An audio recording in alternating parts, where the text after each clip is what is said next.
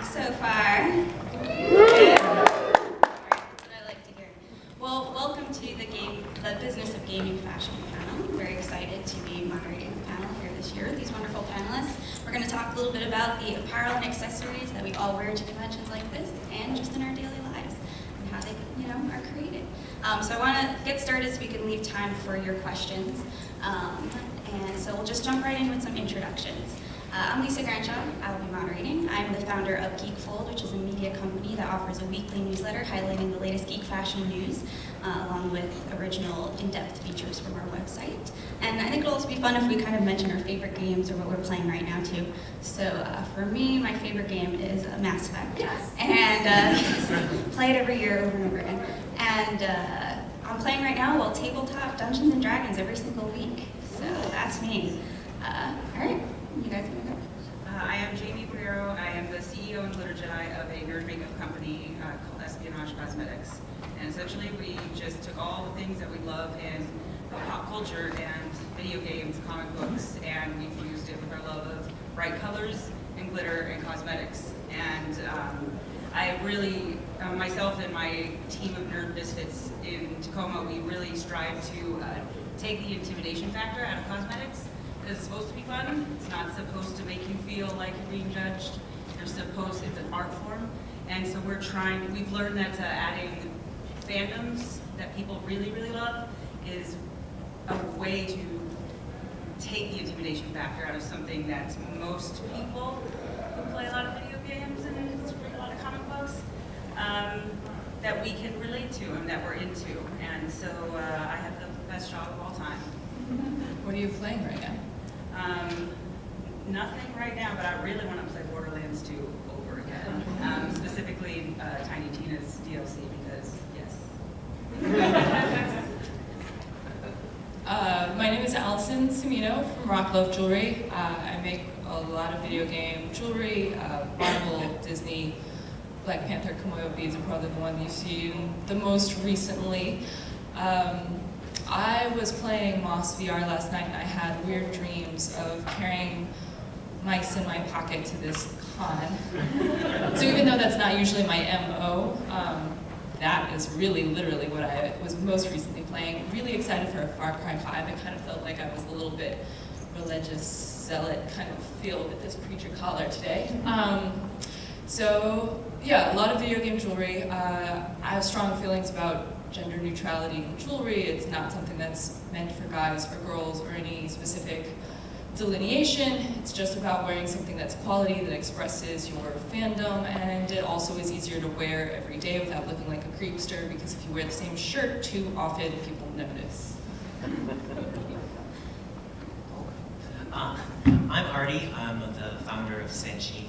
We make various geek plushes and accessories and backpacks and all sorts of random stuff. It's kind of all over the place. And I guess my most recent games have been cycling between World of Warcraft, Stardew Valley. Before bed, I play Pokemon, and if I'm commuting, I'm playing Super Mario Odyssey because it's pretty good. It's just got a Switch. Alright, and we are waiting for one more panelist to show up, so hopefully he jumps in. But all right, let's get started. And Espionage, Jaimie, I want to start with you because I do love your range of cosmetics for gamers. People can wear nail wraps, they can wear eyeshadow to express their fandom. But you recently also have available for pre-order right now these cartridge compacts on the site, which I love the look of them, and I'm so excited to get one. So tell us a little bit about how this idea came about, and why did you want to add this to your lineup of products? So I honestly, if I were building any other business, I probably wouldn't be good at it. I'm good at this because I'm making things that I want to buy and that doesn't exist in the world. And so the cartridge compacts were literally a conversation between myself and our lead designer and majestic Canadian Amanda about there's no compact we want to be pulling out in the middle of a Comic-Con. That we're okay with. And we made a joke about, I don't know if anybody has seen the ink whiskey flasks that kickstarted a while ago. And they are Nintendo cartridges, like OG Nintendo cartridges with, it's a flask, y'all. It's amazing.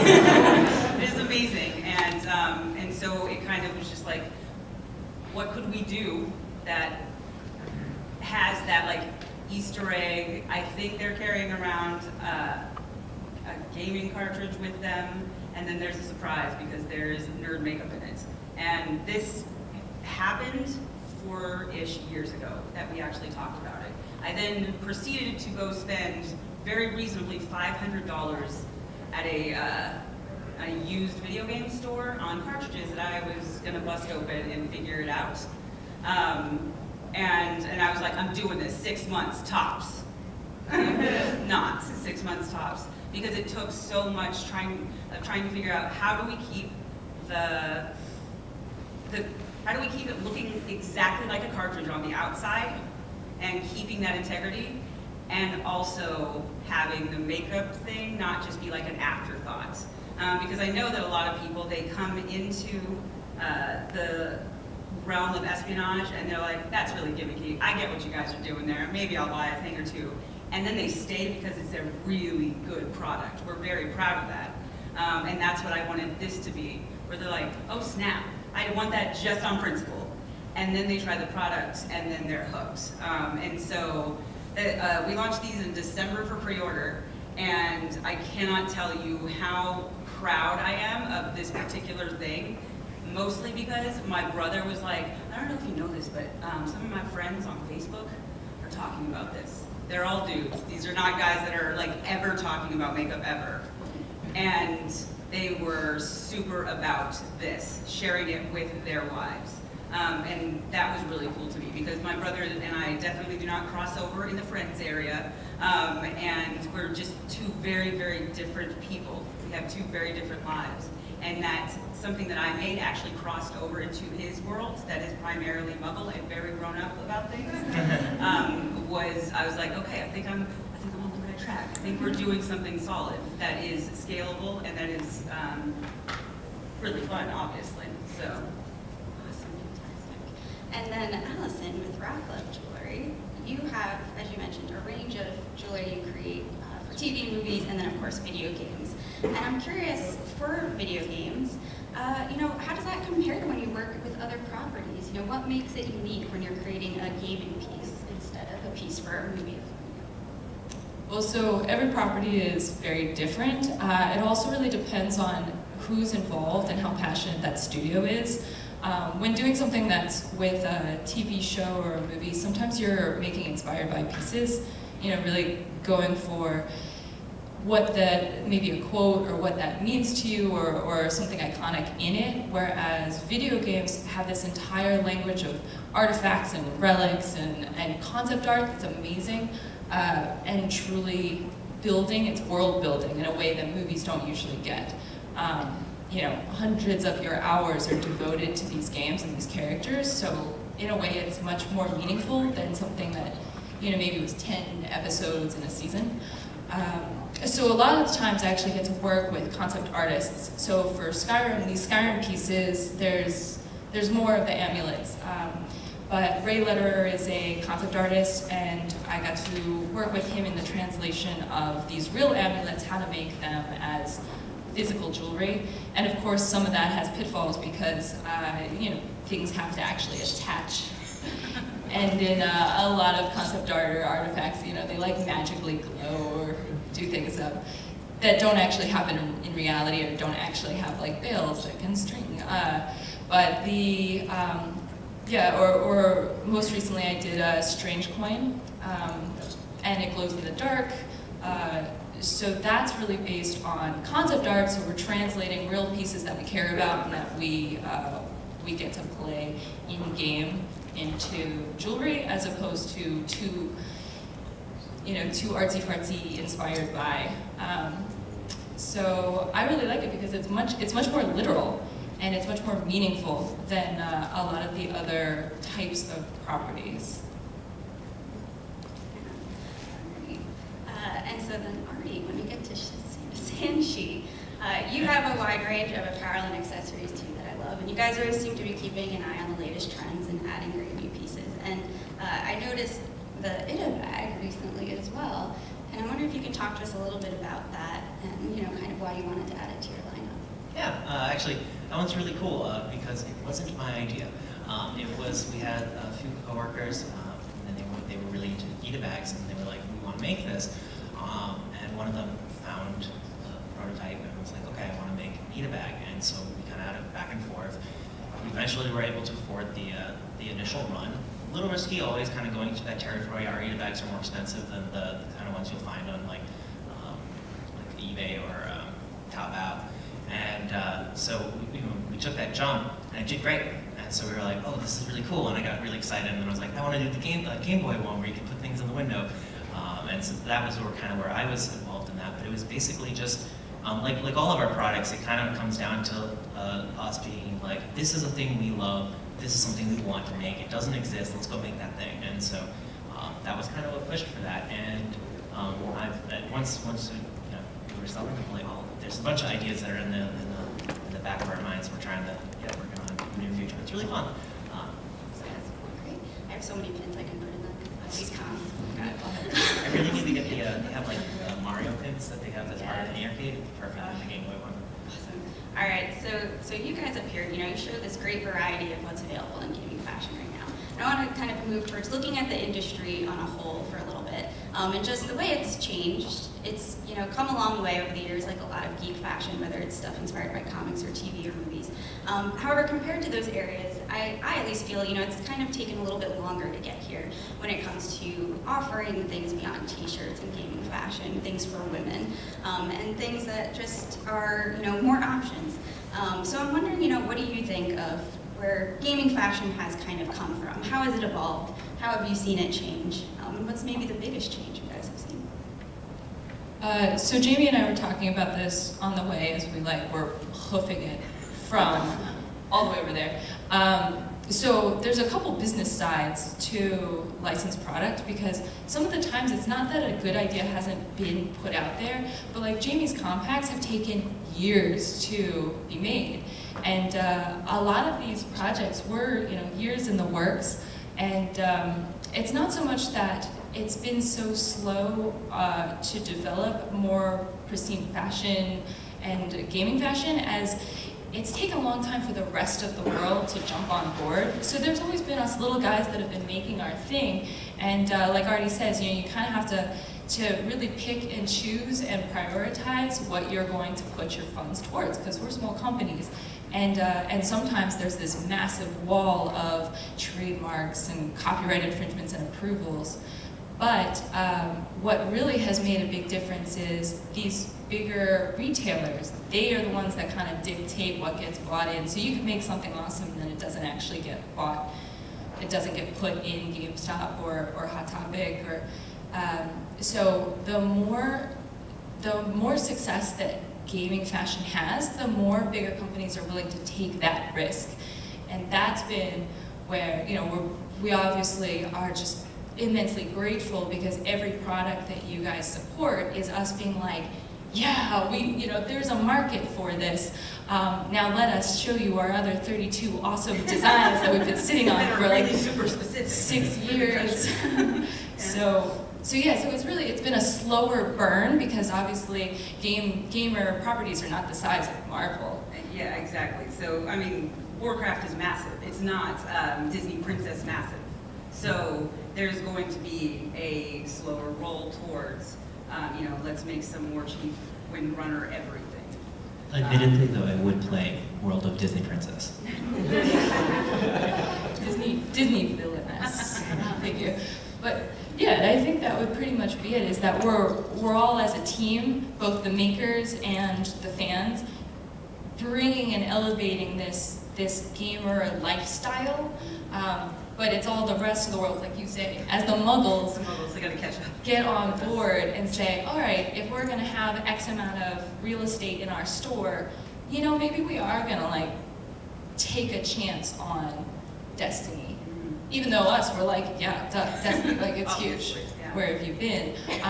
When it's between Infinity War or Destiny, that's when the rest of the world has to start weighing out those margins. And I also feel like one of the things that has affected it is that as anybody does anything for a long period of time, get better at that thing, we're all getting, the whole community is getting better at executing how we communicate how much we love this thing without just a logo on a t-shirt happening.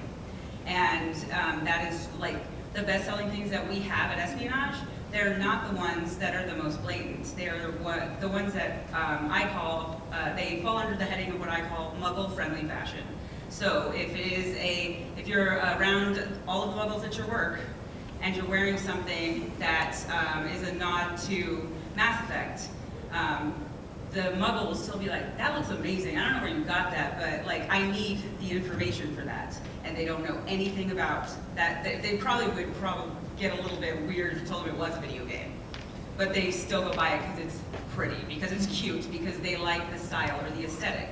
And then if some other nerd sees what you're wearing, it's a signal to them that you are both into that thing. And as nerds, we all love being our own little community and sharing the Easter eggs. And like that's how we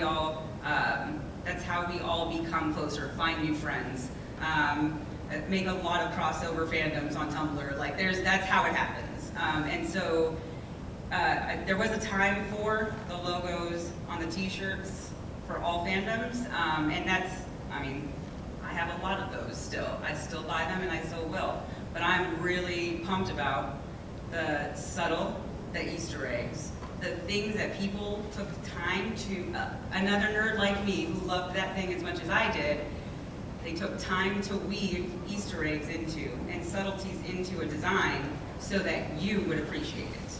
That is a huge deal. Sometimes I just do it for my own like, self-entertainment. There's a judge in Staten Island who wears an amulet of Mara, and I'm just like, I get off of that. So then, with your products, you work a lot directly with these companies. Can you talk about the licensing process a bit? And just, how often are you trying to approach a company that, you love their game and really want the license versus a company maybe reaching out to you guys about the product? Well, for us, it's mostly different. Oh, wow, okay, I guess I lean into it.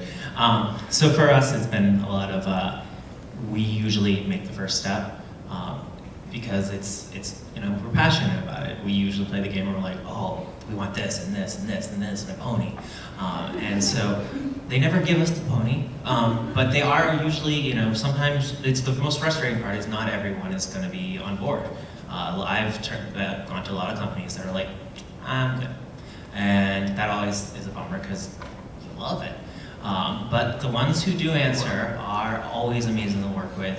I've gotten to work with some of my favorite people, and they like, Ken Levine's notes will be in like a BioShock thing, being like, oh, Ken stole this off my desk, and he kept it, like the sample.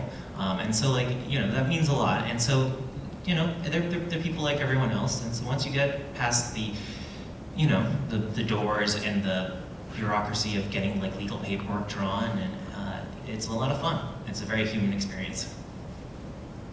Licensing is complicated and everybody is different.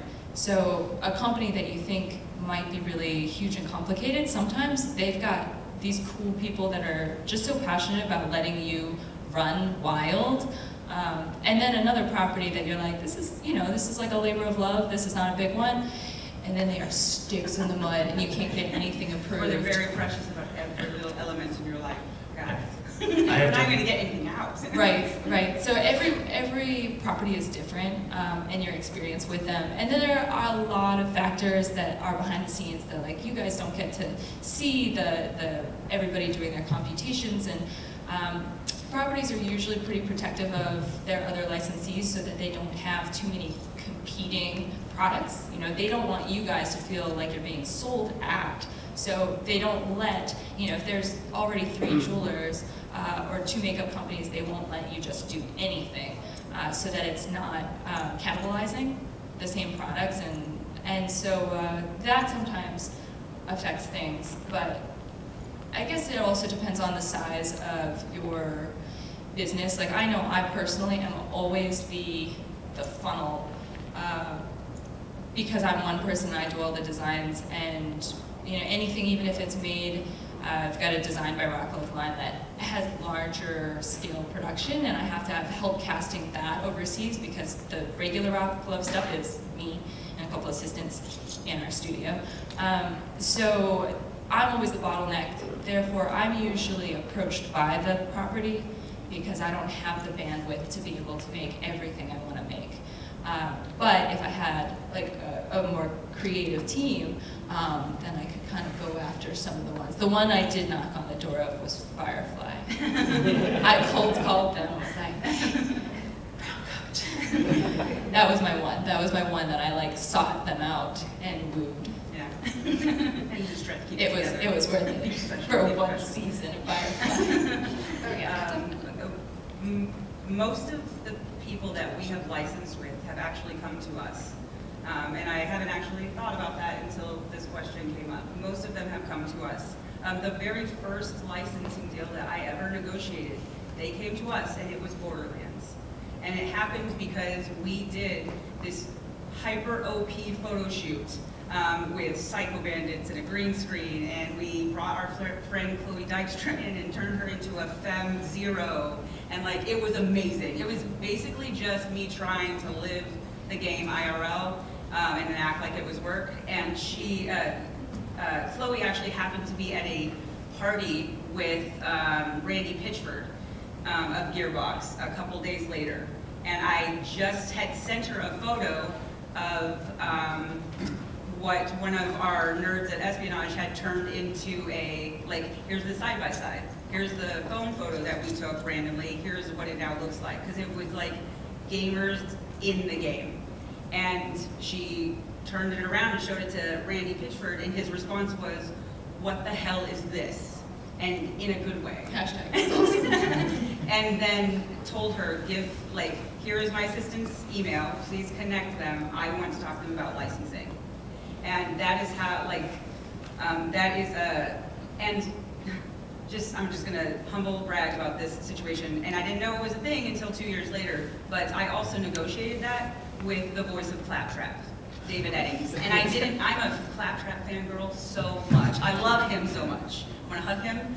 He is the best. My 30th birthday, I had a co-birthday party with Claptrap because I don't know if anybody ever did that quest where it was really sad. He had a birthday party and nobody came. And she would hand the pizza. So we fixed it, it's fine. I have pictures, there were cakes for both of us. It was ridiculous.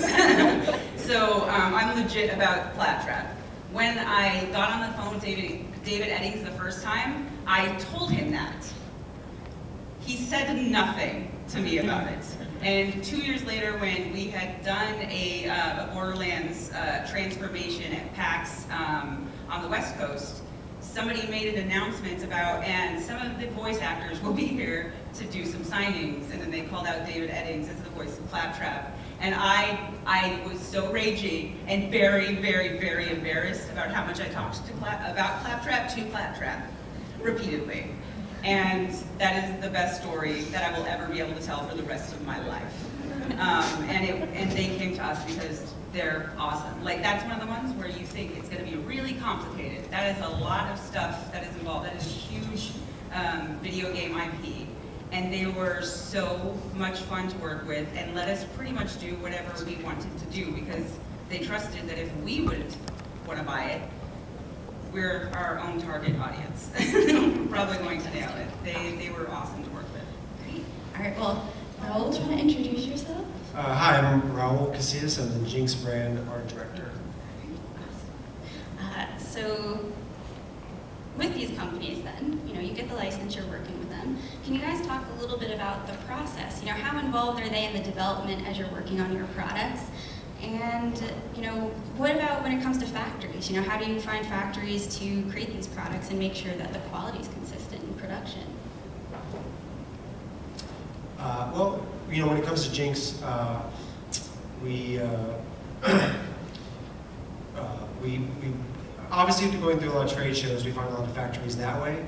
And it really is just, this industry, it's so big, but it's also very small. So we find a lot of factories through word of mouth and just through testing processes and really just through sampling. We like to give new factories a chance by letting them sample some of our products and provide them with tech packs and kind of see what they can provide that way. I mean, that's really just going through a rigorous testing period to make sure that they can maintain quality and maintain a good cost of goods and deliver the product on time is really the the best way that we've gone about it, is just through testing periods. Yeah, pretty much that. In terms of like the product development process, there's a lot of back and forth. As I mentioned, every licensor is a little bit different. You'll have some companies that are more like interpretive and they're cool with that. And I've had so many times where I've gone back and forth on like a line on a face, just like, oh, this isn't on model, now it's not on model, now it's on model, and we'll go back in the middle and they'll be like, you know what, the first time it was on model. And so it can be a little bit of a ping pong, and sometimes you get some really cool, like, sometimes the licensors will have their own ideas that you're like, oh yeah, let's do that, that's a good idea, let's throw that in there. Originally, I am the factory. All of the RockLove jewelry is handcrafted in New York. I'm the artist that does not just the designs, but usually the original sculpt, so it's concept to finished executed product.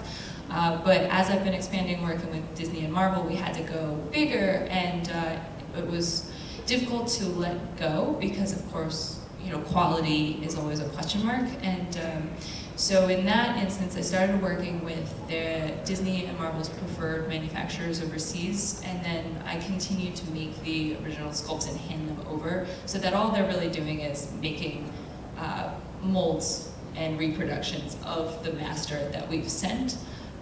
So that's kind of been my way of keeping control over something that I'm not ready to let go of that artistic hand. I think you guys are probably similar because you guys are making original colors and samples. Well, for the cosmetic side of things, anything you put on your face that is formulated and then mass produced in a cosmetics lab in California. And animal and cruelty free. And cruelty free. And we just finally got Leaping Bunny certified after it took way too long. But that's something that it was really important to all of us.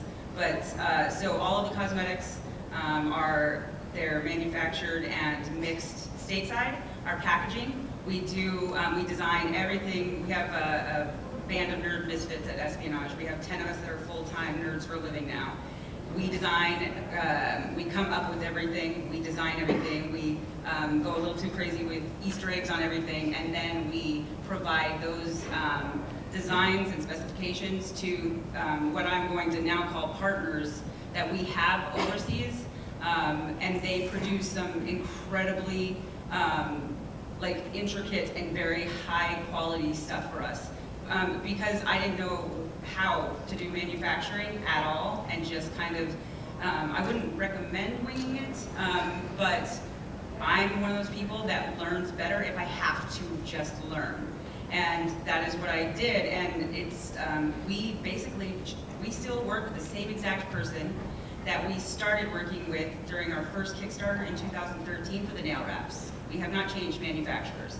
And I'm proud of that for many reasons, and it's also just good for the rapport, for how we communicate, for how quickly things get done. It lessens the amount of times that we have shenanigans going down. But also, it is a female-owned company, and that's very, very, very rare. And I have gotten to see her company grow at the same time my company is growing on a different side of the ocean. And so every time I go visit her, and we're doing when I went to go calibrate machines with them for us ramping into offering the 22 tip sets, so there are more options as far as sizing goes. That was like a 2-year project of figuring out the science of how many people's nail beds are likely to be more this size than this size. That was maddening because I am definitely not a spreadsheet-brained person, but we finally got it done, and then I got to go spend 2 weeks with somebody that if I were closer to her, we'd be really good friends. We'd be BFFs. And it was cool because I got to see her little company. When I first went to go visit, it was like 4 of them and her working. And I'm pretty sure that at least 2 of those were just friends that she was having act like they were employees. Yes, exactly. Because I've done that too before. And when the last time that I went to calibrate machines with them, there were 47 full-time female employees in there. Packaging. That is amazing. And packaging our designs. So that's really, really, really special to me. And I know that for people just have like a knee-jerk reaction to anything being produced overseas. I mean, I get it. And I'm trying to, in our little way, destigmatize it by telling the story for us that that's another nerd girl boss on that side of the ocean that is also building her dream, and we're helping out. And she is a nerd girl boss because she found a very roundabout way to tell me that she used to play way too much Warcraft and it almost ruined her life. So, who doesn't have that story, really? Exactly. Awesome. I love hearing those stories too. So I want to ask one more question to the panel before we get to your questions. So if you have a question, just get ready. But I want to look at, we're talking a lot about video games here, but there are other areas of gaming, tabletop games, esports as well has become big. And I'm just curious, I don't feel like there's as many options in those areas yet, tabletop and esports, when it comes to different types of designs and options. And is that something that you think is going to change? Do you think maybe we haven't seen that yet because they're more challenging areas to create fashion for? What are your thoughts? Jinx is leading the way, so that is all. Yeah, so we have, Jinx has some Raul esports, and then Espionage, and then you have like dice wraps And Critical there. Role, And for tabletop stuff. yeah. They pace in like favorite fandoms on our website because we do a lot of like, give us your feedback, here's a survey, we'll give you monies if you tell us how you feel about things. It is Star Wars and Critical Role all the time. That is insane. That is insane. So Critical Role for tabletop anything they're really affecting like how much merch comes out, which is really crazy. Do you guys watch Critters? Do we have any Critters here? Okay, cool, awesome. And then Yeah, so our foray into esports has been both interesting and challenging. I mean, the influx of money right now into the esports, into competitive, like the teams has been insane. Our goal when we first started was to kind of become like the Nike of esports and provide, quality products to the teams. And we're still doing that through our relationship with Team Liquid and EchoFox. So that's been interesting so far as, dealing with an entire team's need. There's, the more people on a team, the more opinions there are, the more challenges to face as far as coordination, because most of the time, for esports, most of the teams, the players don't all live in the same location, so coordinating, shipping and getting everything that they need to them has been interesting over the last year and a half, 2 years. But what I will say, and what I see the newest sector and the industry potential is through streamers themselves. A lot of streamers are emerging and becoming a little bit more popular than I would say even the teams are. So, trying to develop those relationships has been the newest strategy for Jinx, because sometimes when you're on a team, you're held to like a standard of how you compose yourself, but and what you're allowed to wear, what you're allowed to say, and what you're allowed to do. But what we're finding with streamers, they're allowed to have a little bit more of a personality. So for some of the breakout streamers that we have been working with or even talking to, it's allowed us to go through different avenues of product creation, because their fan bases and their personalities allow them to have maybe different products that maybe you couldn't do for a team, and in mainly just even dealing in creating product for them themselves. Like I said, maybe they have a certain gimmick or an attitude or a way that they play, and we've allowed that to introduce to the product. And really, they've been a lot more hands-on, because we can work one-on-one with them directly to create product that's specific for them versus working with an entire team organization. All right, so let's start taking a couple questions if you guys have any. Okay. Anyone have a question? Yep. There's a mic over here. Those are awesome, like speaky dubs. So, I guess my question is, do you find that most of your business is direct to consumer, or do you try to do the bundle wholesale thing? Because, especially with the RockLove, I'm sure that since you're making everything by hand, like the cost per unit is pretty high, so wholesale doesn't make sense for you, right?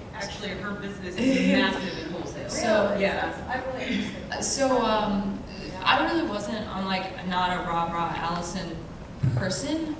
You know, like I started my own business so that I could like be hidden away from people and do my art and be that moody goth artist in private. And so as the company grew, I had to reconfigure like what does that mean.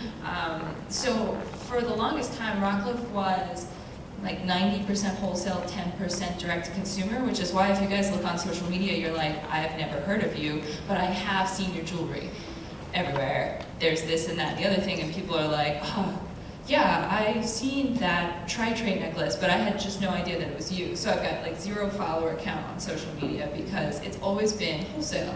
You know, you could go to a GameStop or a Hot Topic and find something. And right now I'm doing like Disney for like Disney stores and Macy's and like department level. But now it's starting to do more direct to consumer from the website, and I think you just kind of have to follow whatever works for you and your brand, because you can't go into business saying, I'm going to do this, I'm going to make money doing this way. You really have to be organic and take whatever opportunities arise as long as they're following your personal compass of sincerity. Because things just happen, and it just happened that I went in a more wholesale direction. But I definitely went in it kind of kicking and screaming like, this is how it's gonna be, because I'm notoriously a straight shooter. So most of these retailers have been very accommodating, because I'll put my foot down about this is what it's gonna be, and like, this is what the price point it has to be.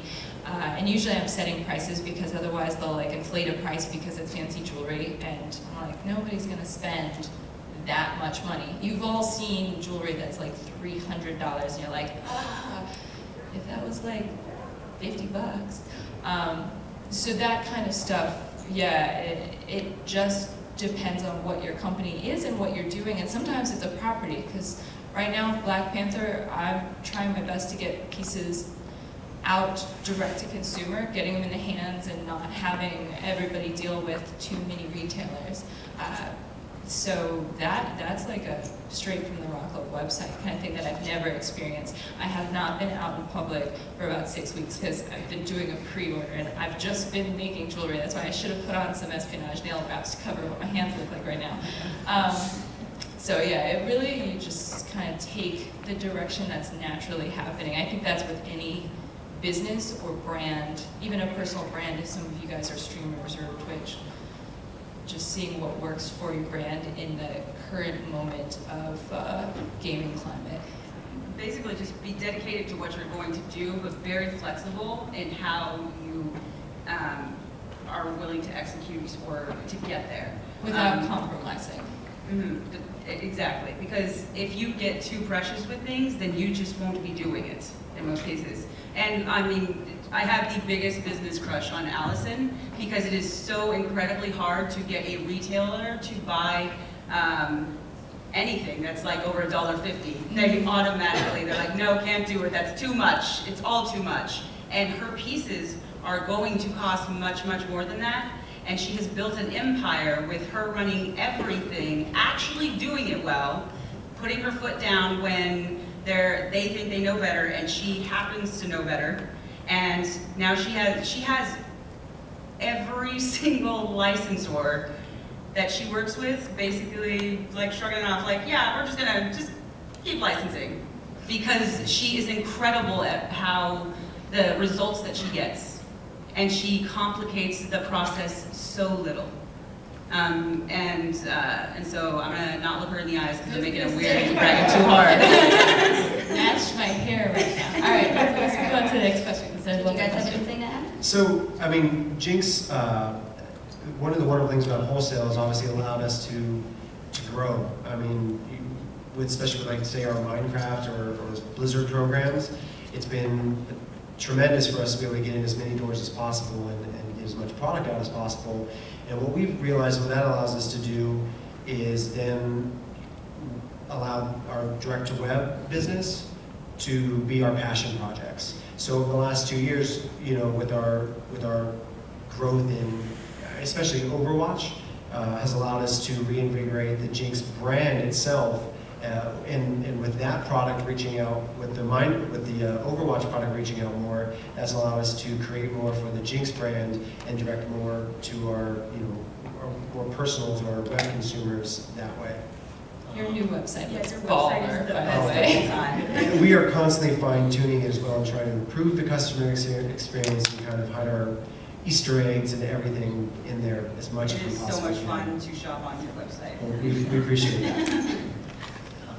Well, for us at Sanshee, we've always been direct-to-consumer priority. Our company started literally as 3 dudes huddling at a booth, selling art that was literally our own fan art. That I had like college pieces and stuff like that. We've looked at wholesale and we've done wholesale every once in a while, but as you know, the saying goes, there's always a bigger fish, and there are certain categories that you're not allowed to do if someone else is there already. And a lot of the larger companies, they're like, you can stay out of Hot Topic. So sometimes you show up there. It is it's competitive. But I'd hope to get some stuff in some stores one of these days. That'd be cool. Awesome. All right, next question. So, you kind of talk about how much. What do you think? Like video games and stuff should learn from you. Put jewelry in all of the characters. I can't tell, yeah, like the new Assassin's Creed, I'm just like, yeah. But really, I think as merchandise gets to be more flexible in what we make for fans, because fans are now being able to purchase and wear and incorporate into their normal day clothing different, more elaborate kind of gamer nod products.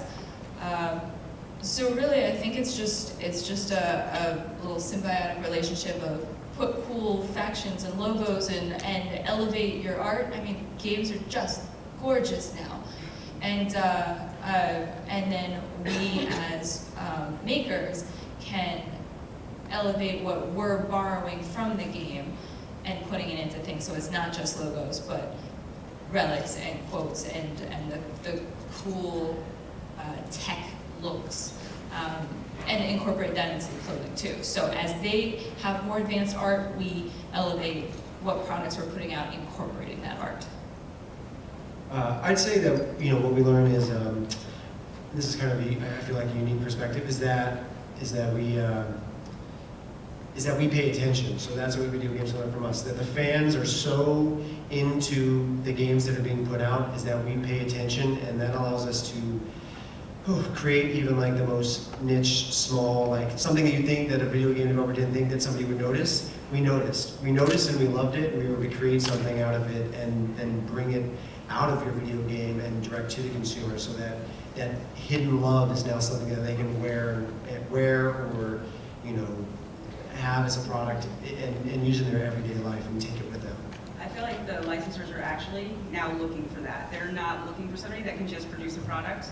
They are actively looking for nerds like us who will do exactly that, who will locate the thing that was an Easter egg that was only so many people saw, and they will make a really beautiful product that people that didn't see the Easter egg and don't get it and will never see it and will never hear about it will still be super all about that product anyway. Licensors, they put out asset packages, so we get these assets, and then us as fans were like, crumple, crumple, crumple, like that. Yeah, we know that faction logo. So yeah, as fans, we're playing the games and living the life and reading the books, and we know what we all want to wear, and thankfully most of the time you guys want it too. And that's why we work for much smaller companies than the next echelon of manufacturers.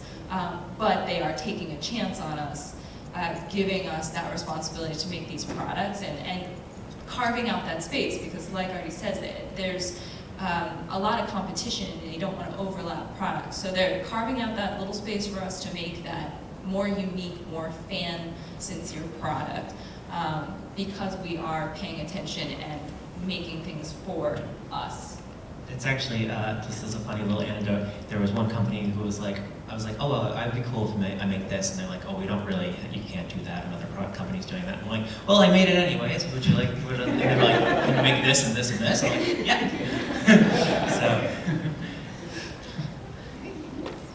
So I have definitely seen Rocker Gibree on Facebook advertised to me, so they got me good, they know me. And then I've shopped at Sanshee a lot at conventions in years past. But how does changing social media at cons, I should specify, how does changing social media landscape affect your business and your marketing strategy, especially with adapting to shifting algorithms of reach? I love that you saw RockLove stuff because I have about 0 advertising budget, so that's awesome. That means a lot of eyes are hitting it, we're and like organically. It's yeah, right. either that or we have like 50 things in common, which is awesome.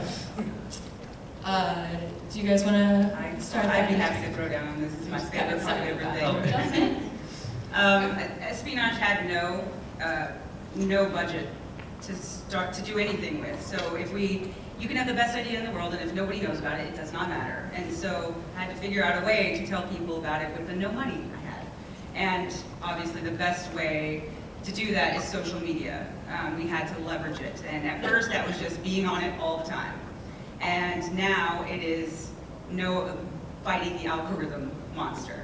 And I have a rule at Espionage that, because we all know the algorithm changes, which is why you mentioned it. It's too much. It's all the time. And we don't complain about it, period. Because that is energy you are directing on something that is not going to change. Facebook, they don't care.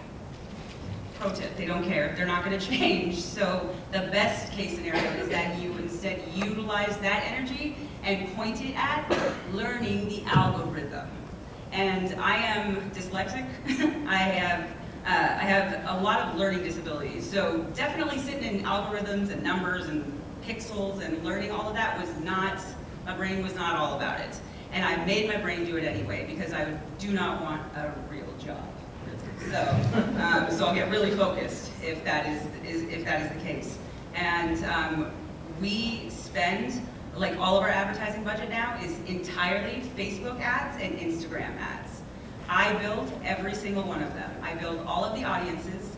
I build all of the ad sets. I watch them like a crazy person because if you're going to spend money on something and you really want it to be effective, you should definitely not just like set it and forget it. You should be watching, like Facebook is free to us, but it's not free. What they're getting out of us is that they're getting all of these clicks and these data points, and they're seeing what you hover over the most or you search for the most. And then that's very valuable to us as advertisers because then if you are really about Mario Kart on Facebook, I can target you as an advertiser because I have a thing that might be like overlap with that fandom. And I mean, with great power comes great responsibility. There is a lot of bad things that can be done with that thing, but luckily I have a really fun time building like what other nerd thing would overlap with this nerd thing, and doing a lot of random sciencing with that. And we have had incredible amounts of success just doing that. I have tried to outsource it. I have tried to have advertising companies come in and do it because I thought they could do it better. No, they can't. Because they don't care as much as we do. They're not a crazy person like I am in the middle of the night, looking at every single person and how they reacted and how long they stayed and watched the video or what they actually clicked on or what part they opted out on. Nobody cares as much as I care. And nobody cares as much as you care, and you have access to all the same information. Use Facebook and Instagram. And really, really use it. It would change your entire business because again, best idea in the world doesn't matter if nobody knows about it. And you can have a subpar idea and then put it in front of 700 million people and just the numbers game alone, you're probably going to win. You're gonna make a little bit of money just on the numbers game alone. Is there anything you guys want to add? We have 2 more questions, so I do want to get to those. Yeah, definitely. I mean, for Jinx in particular, what we've noticed, especially for the brand, is what people want to see the least is another advertisement. That's just a scroll through, you scroll up on Instagram.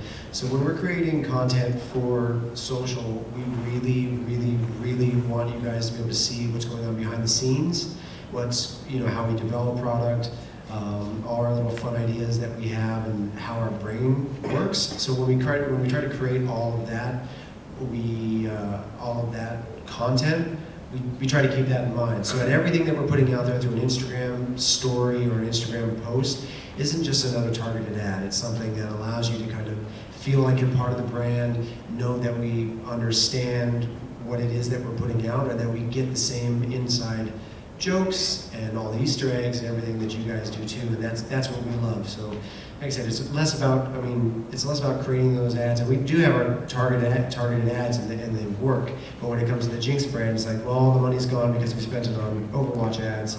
We need to be really smart about how we create our posts for Jinx brand and some of our smaller endeavors. There is a great strength in shit posting. That's all I can say for us. You guys are a lot fancier than I am. I just get excited for fan photos and then repost those. And sometimes my dogs. Dogs are good. Who doesn't? All right, next question. How do you guys make the decision between doing licensed products, doing products that are kind of like similar to an official thing in a game or stuff like that, or just doing something that's totally generic? Generic sucks. So I would say that I could probably speak for all of us that once you get to a certain point in your career in licensing, there's kind of a no-go back zone, because it's like once you're legit, it can be dangerous to do too much inspired by, because the eyes of these properties, whether they already license you or not, are already on you. They're aware.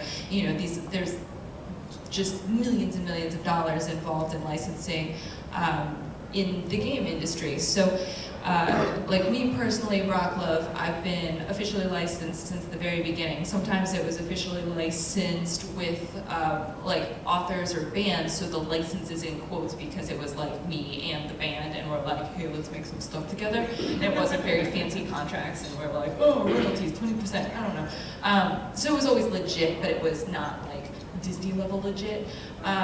So I've always been that Boy Scout where everything is always licensed, because I also didn't want brand confusion over a product that's licensed versus not.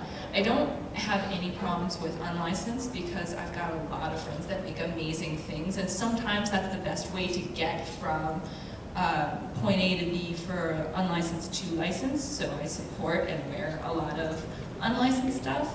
But I think once you get to a certain size, you should go legit, because it is taking away from those that are kind of still small like us, that are in that in-between between the big corp that has the money to make whatever. And all of us, it's still a true decision and passionate choice what products we put out there, because it matters to our budget. We have to choose the best favorite items. For us, because we are makeup related, people automatically were a little bit like they're a little bit scared. They're not going to just like jump right into that one. And so, to be perfectly honest, in a lot of cases, we made the thing to make them have to come talk to us, and it worked. Look at this, it's awesome, you want it. Yes, and I mean, I'm not saying like you need to jump into that. That needs to be your strategy for how you do business. But there are a lot of places that will tell you there is no, that I've been told, there is no market for this. People are not going to buy this. And essentially they're keeping you from showing them that there's a market, because you can't make anything at all that's within that fandom. And I have, in the earlier days of Espionage, we did make stuff anyway. And then went, look, here are some numbers that is a market. And it did become a license. It did become a relationship. Also, we were respectful about it too, because I did it, and then I went back to them and told them I did it.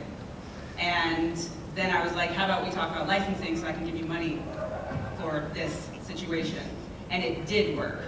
One of the like sometimes really, really crazy, ill-advised things do work. Just don't lean heavy into those things. Alright, so we only have about 4 minutes left. Let's try to get one more question in, or two, hopefully. Go ahead. We'll keep them short. Hopefully we can get to your questions. Might take your break. Okay.